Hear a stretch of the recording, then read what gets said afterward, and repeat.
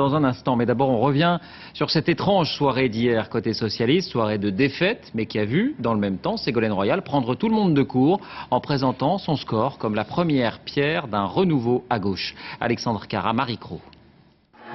Il n'est pas loin de 22 h. La scène se déroule dans le bureau de François Hollande, au siège du Parti socialiste. Pour la première fois de la soirée, la candidate et le premier secrétaire se parlent de vive voix. La conversation est animée, mais parfaitement maîtrisée. Ségolène Royal semble déterminée. D'un geste, elle a même l'air de dire « de toute façon, je continue ».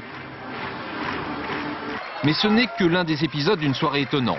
Peu avant 20 h, Ségolène Royal sait déjà qu'elle a perdu la bataille. Pourtant, elle apparaît souriante, presque conquérante. Quelques centaines de mètres de là, rue de Solferino, l'espoir n'est que de courte durée.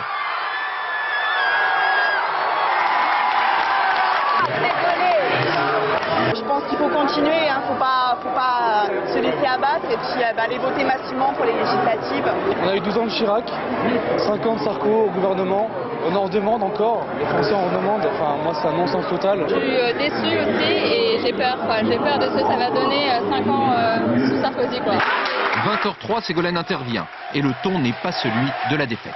J'ai engagé un renouvellement profond de la vie politique. Quelque chose s'est levé qui ne s'arrêtera pas. Presque surréaliste, Ségolène Royal s'offre un bain de foule, comme si elle avait bien remporté une victoire. Surplombant une rue envahie par la foule,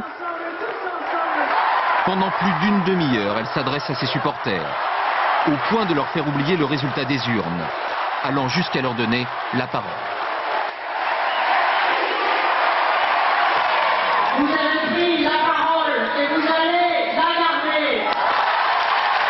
Nous allons construire ensemble le renouveau qui nous conduira vers les victoires futures.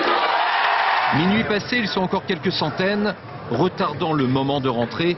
Comme pour ne pas se rendre à l'évidence, le président n'est pas une présidente.